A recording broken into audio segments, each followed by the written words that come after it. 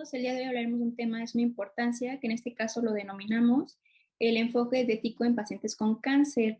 Para este tema traigo una invitada muy especial, que es la licenciada de nutrición, especialista en nutrición clínica y soporte avanzado, egresada de la Universidad de Guadalajara, con más de 10 años de experiencia en el área clínica hospitalaria, certificada por el Colegio Mexicano de Nutrólogos, especialización en nutrición oncológica y maestrante de nutrición humana, con orientación materno-infantil, certificada por la Asociación India para Nutrición Enteral y Parenteral, en soporte nutricio, en oncología. También es miembro del staff médico del Hospital Ángeles y tiene experiencia profesional como jefa de departamentos de nutrición de Hospital Médico Americano Nuevo Laredo. También es ponente en congresos de nutrición, miembro activo de la Alianza Nacional de Prevención y Salud y participa en las campañas de prevención y manejo de pacientes que viven con diabetes. Y bueno, damos la bienvenida, ella es licenciada Lisette Pérez Navarro. Hola, buen día. Bueno, gracias por permitir esta entrevista y como podemos ver en tu página oficial, pues tienes varias áreas de especialización en el área de nutrición y en este caso pues nos enfocaremos, como ya mencioné anteriormente, en el área de nutrición oncológica. Pues para comenzar esta entrevista quisiera que me contaras cómo ha sido, cuál ha sido tu mayor reto en dicha área. Pues buenos días, muchas gracias por esta consideración para presentar este tema que nos apasiona y al cual nos dedicamos desde hace ya un buen tiempecito. En cuanto a el mayor reto, es una pregunta buena porque esta área realmente representa muchos retos al inicio de la práctica, que son tantas cosas las que podemos ver con los pacientes. Es tan diverso el cáncer en realidad en cuanto a los subtipos de cáncer y el manejo de cada tipo de pacientes. Pero creo que uno de los retos principales ni siquiera tiene que ver mucho con el tratamiento y es desconocimiento tanto de los pacientes como del área médica, de que existen áreas de nutrición especializadas principalmente en el tema de oncología, que habemos personas que estamos capacitadas para ver este tipo de pacientes de una manera ya pues más profesional, no tanto con el enfoque que tenemos básico de la licenciatura. Esa es una de las cosas que muchos pacientes todavía desconocen la importancia de manejar como esta parte de alimentación y lo que esto puede implicar en su tratamiento o en el avance que puedan tener ellos en el tratamiento. Y la otra, pues es, yo creo que básicamente podría ser en cuanto a las vías de alimentación, que no todos los pacientes van a ser a lo mejor vía oral y de repente ahí cuando no hay mucho dominio nos obligamos a tener que estudiar un poco más sobre soporte nutricio, porque sí son pacientes que requieren pues de repente una vía mixta o algunas de esas situaciones ya más complicadas. O a la frustración, que ese sería el otro reto, pacientes que tenemos ya con cuidados paliativos, que sabemos que, pues, los vamos a ayudar a tener una calidad de vida, pero finalmente van a ser pacientes, pues, que no van a tener un resultado, pues, de aumento de su tiempo de vida. Sí, justo hablando de eso, o sea, ya enfocamos un poco más al tema de las dietas, como ya mencionó más o menos que es como un globo súper gigante, que no es como que algo en específico, como algunas veces suele salir como en las redes sociales o cosas así que son como fake news. En este caso, pues vamos envolviendo un poco más en el tema y hablando sobre como que la dieta sí juega un papel fundamental o bueno, es muy importante, ya sabemos que para esta y muchas otras patologías, y en este caso, pues sabemos que el cáncer pues, se puede desarrollar en cualquier parte del cuerpo. Y la Asociación Americana del Cáncer se define que pues, se origina cuando las células crecen sin control y sobrepasan pues, el número de las células normales. Esto hace que pues, el cuerpo resulte difícil funcionar y la manera que deben de hacerlo. Entonces, como segunda pregunta que te haría, sería si consideras que existe algún tipo de dieta en especial para esos pacientes, ya sea en cualquier parte que se origine el cáncer. Mira, realmente esa es una pregunta también muy interesante, porque es una de las cosas que vemos más en la consulta. Hay pacientes que los familiares ya leyeron bastante del tema antes de llegar con nosotros y ya traen una idea muy firme cuando vienen con nosotros de las cosas que han leído en internet o en algunas páginas. Ya vienen muy casados tal vez con una dieta más alcalina o veganismo o algo como muy radical que ellos creen que va a ayudar a su paciente. Creo que un tipo de dieta no hay. Hay más bien un estilo de vida saludable para mantener el estado nutricio del paciente, que aquí lo más importante es ayudarlo a paliar síntomas, a no perder mucho peso, a conservar su muscular y pues a sobrellevar toda esta parte del tratamiento sin que tenga tantos efectos colaterales. que eso sería lo más importante. Entonces, un tipo de dieta como en específico que yo te pueda decir, este tipo de dieta es para todos los pacientes o depende del diagnóstico, no hay. Ok, sí, justo también por eso te iba a hacer la siguiente pregunta, que habla un poco de esto, ya nos fuimos a ciertos tipos de dieta, porque sí hay como, hasta en ciertos artículos que lo generalizan como de, pues esta dieta sirve para este tipo de cáncer y así sucesivamente. Entonces justo leí un artículo donde decía que el ayuno intermitente pues podría ayudar a que pues pueda, en los pacientes pues se demostró que pueden ser intolerantes por menos la acción del sistema de glucemia, de la glucosa, perdón, y pues por la insulina y los factores del crecimiento insulínico. Entonces, que esto pues con aumento de las proteínas y esto pues promueve la respuesta antitumoral o bueno, también por medio de la dieta cetogénica, también decía, o la suplementación por manosa, pero entonces ya me dijiste que no hay como una dieta en especial para algún tipo de cáncer, pero entonces tú recomendarías alguna de esas tres, que son las que normalmente se mencionan en la mayoría de los artículos, o definitivamente no. Mira, tal vez ayuno intermitente nos ayudaría con pacientes que realmente no tienen mucho apetito y tal vez necesitamos una ventana corta de consumo y a lo mejor dividir las calorías o en pacientes que tienen una toxicidad de hiperglucemia por su quimioterapia, porque sí, efectivamente, como comentaste, nos ayuda mucho con temas insulínicos, entonces eso permite una reducción más rápida de los picos de glucosa del paciente.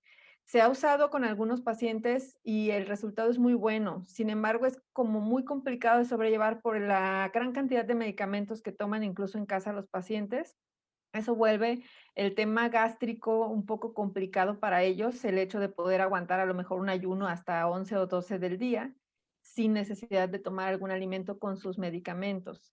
Entonces, en mi experiencia, yo lo que he visto es que es muy buena estrategia, pero complica un poco las cosas en cuanto a temas de tolerancia, en cuanto a acidez. Y en cuanto a otros tipos de dietas, por ejemplo, la suplementación con manosa sí se ha usado.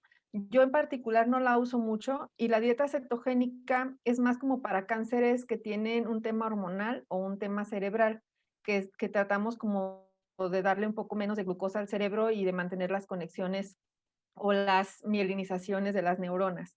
Ahí sí hay estudios que favorecen la dieta cetogénica sobre otros tipos de dieta. Como comentarte en esta parte, yo lo he usado con pacientes en los que tenemos un tumor cerebral o una metástasis cerebral, donde necesitamos obviamente reducir las crisis de convulsiones o que están desarrollando un trastorno de epilepsia secundaria a todo el cáncer.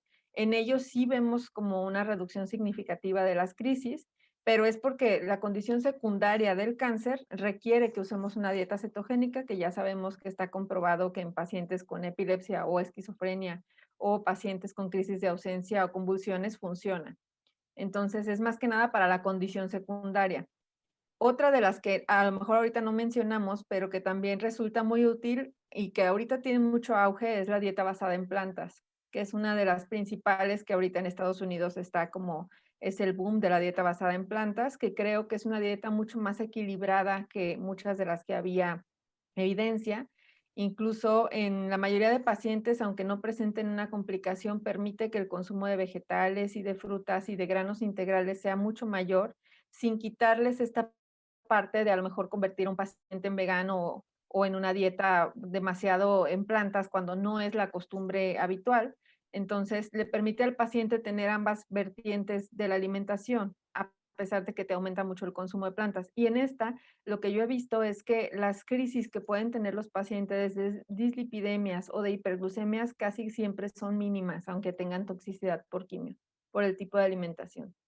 Entonces, hablando ya que se medican algunos o que apenas van entrando y algunas veces, no sé si pues si les pongan como sin medicamento la pura dieta, si existe esa posibilidad, entonces, si crees que su metabolismo de los pacientes con cáncer se ven alterados o no. Su metabolismo respecto al nivel de energía que gastan, no. Ya hay estudios que dicen que, bueno, antes, cuando yo estudié todavía en ese tiempo, esta parte de oncología, considerábamos como un factor de estrés el cáncer. O sea, le dábamos un factor de 1 punto y tanto sobre el gasto metabólico al paciente y le aumentábamos un número de calorías por el propio gasto del cáncer.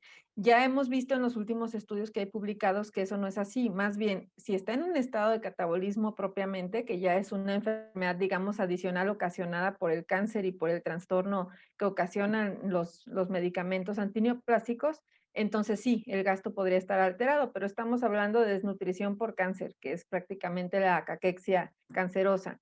Pero si no fuera así, estamos hablando de que el paciente no gasta más calorías. Sin embargo, tal vez un manejo de la glucosa o de los alimentos que contienen hidratos simples sí es distinto. Sí, En justo, esa parte sí. perdón. No, no te preocupes. Sí, de hecho, como que la otra pregunta tiene un poco que ver con esto que estás mencionando, porque igual hay varios artículos que hablan sobre justo del consumo de carbohidratos, enfocándose en el plan de la dieta, y azúcares bueno, altamente procesados, como pues ya sabemos que los normales o que lo que normalmente la gente consume de estos son el pan blanco, las donas y esas cosas, bueno, entre otras muchas más. Y bueno, también menciona en el artículo que tiene un impacto significativo entre la ingesta de esos alimentos que ya te dije y la ingesta de, pues, de los cereales integrales y todo eso que involucra a los carbohidratos complejos. Entonces mi pregunta aquí sería si tú consideras definitivamente que es un factor importante tanto para la modificación de la microbioma en el metabolismo, que como ya lo mencionaste, y si realmente pues esto causa que afecte aún más al paciente con cáncer en su terapia, ya sea a largo o corto plazo. Sí, en esta parte, una de las cosas que sí definitivamente cuando vemos pacientes en tratamiento les decimos es que el consumo de azúcares simples debe estar pues al cero, o sea, no debe haber consumo de azúcares simples, no debe haber consumo de azúcar refinada, no debe haber consumo de dulces o de panes industriales. Entonces, casi siempre optamos por unas opciones de pan más healthy, como la repostería alternativa, que es como pan para ayudarles con esta parte del antojo, pero pues un pan más basado en harinas integrales, edulcorantes saludables y demás, y grasas saludables que no sean saturadas.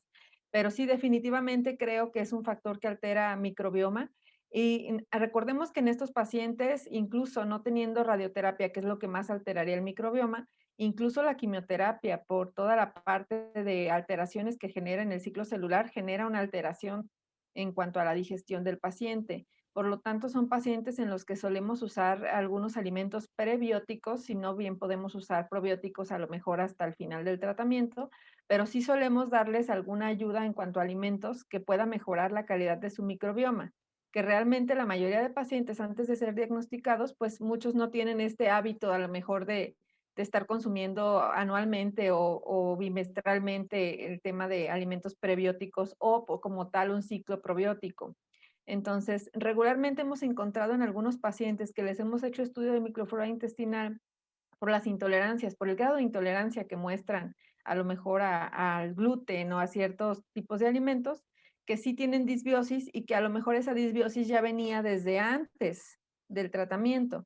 Por lo tanto, creo que es muy importante esta parte que menciona sobre los azúcares, su interacción con el microbioma, la importancia del microbioma en la digestión del paciente. Y bueno, en cuanto al metabolismo, obviamente un paciente en quimioterapia, regularmente por todo el tema de premedicación, el uso que tienen de corticoides y algunos neoplásicos, antineoplásicos que ocasionan un manejo diferente de las grasas, estos pacientes suelen tener un poco más de riesgo de manejar su reserva grasa elevada. Por lo tanto, el hecho de tener un consumo de azúcares simples, pues vuelve más alto el riesgo de tener excesos de calorías de la dieta diaria que se van a convertir en una reserva corporal grasa. Y eso, por supuesto, se convierte en un riesgo para ellos de una complicación secundaria de hígado graso o dislipidemia. Sí, justo, o sea, como que todo va encadenado, ¿no? Así es. Sí, por último, ya para que sea, porque este tema es pues muy extenso, o sea, muy extenso y supongo que podemos agarrar las preguntas como más significativas o más como resaltantes de esto. Y entonces, por último, igual hablando de la alimentación y la dieta para los pacientes con cáncer, en base a tu experiencia, ¿consideras que, o sea, ya sean proteínas, las proteínas o las proteínas, ya sean las vegetales o animales, juegan un papel que pues consideran para la alimentación, bueno, para mantener una alimentación como saludable o la salud del paciente con cáncer durante su terapia o solamente tendríamos que considerar una de ellas, ya sea la proteína vegetal o la animal? Mira, en esta parte creo que, bueno, la proteína como tal, creo que es el macronutrimento más importante en la dieta de un paciente con cáncer. Esta te va a ayudar a mantener no solamente el estado nutricio, sino a mantener el nivel muscular del paciente, a mantenerlo con fuerza, a mantenerlo pues en el peso un poco más estable de lo que podríamos nosotros asegurar si el paciente no consume proteína, pero representa todo un reto que un paciente te coma los volúmenes de proteína que necesitas de repente si es un paciente con varios ciclos de quimioterapia, es decir, más de 6 o 8 ciclos de quimioterapia, regularmente son pacientes que tienen una alta intolerancia a las cantidades de proteínas, en específicamente proteína animal. Por lo tanto, sabemos que la proteína animal es la mejor fuente para mantener las reservas musculares, pero bueno, nos hemos enfrentado a que tal vez toleran más las proteínas animales y no necesariamente estaríamos peleados con quitar a proteína animal y dejar proteína vegetal. Más bien ahí va a depender de la tolerancia del paciente. Hemos tenido experiencias incluso con pacientes vegetarianos o veganos que tienen cáncer. Por lo tanto, nos hemos dado cuenta que hay maneras de equilibrar que no necesariamente te obligan a usar una proteína animal, siempre y cuando estés en las calorías correctas, en un cálculo correcto y estés manejando bien la parte de hidratos complejos junto con la parte de proteína vegetal, pues en cuanto a las combinaciones que te generen una proteína de alto valor biológico, aunque no fuera de tipo animal. Pero, en cuanto a si es necesaria una o la otra, creo que ambas, pero podrías trabajar perfecto, incluso aunque el paciente no tolerara la proteína animal. Ok, no, pues fue una información súper interesante y súper importante, o sea, tanto para los que están dentro del proceso, pasando pues por el proceso de cáncer, tanto para los que, para informarnos nosotros como profesionales y la gente en general.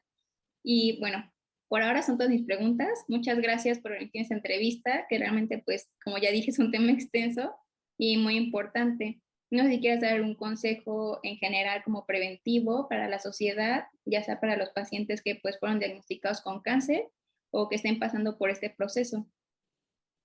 Sí, yo creo que aquí lo más importante es saber que lo más importante es tener una alimentación equilibrada, no tanto seguir un tipo de dieta en específico, sino una alimentación equilibrada diseñada para la condición actual del paciente, para el peso, para el estado nutricio del paciente y el diagnóstico que tiene, no tanto seguir un tipo específico de dieta.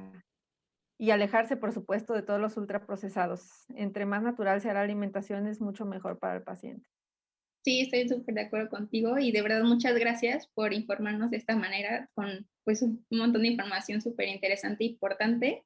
Y pues no me queda más nada que agradecerte a ti, licenciada Lisette Pérez Navarro, y pues poder brindarnos esta información. Y bueno, no sé si gustas, danos tu página de Facebook, cómo se llama, para que te sigan y estén más en contacto contigo y cualquier cosa pues te contacten de igual forma. Sí, claro, con gusto. En Facebook nos pueden encontrar como Lisette Pérez Navarro, nutrióloga especializada Guadalajara. Y también tenemos nuestra página web, que es nutrióloga Lisette Pérez Navarro, y el logo es nutrición especializada. Ok, muchas gracias. Gracias, hasta luego. Hasta luego.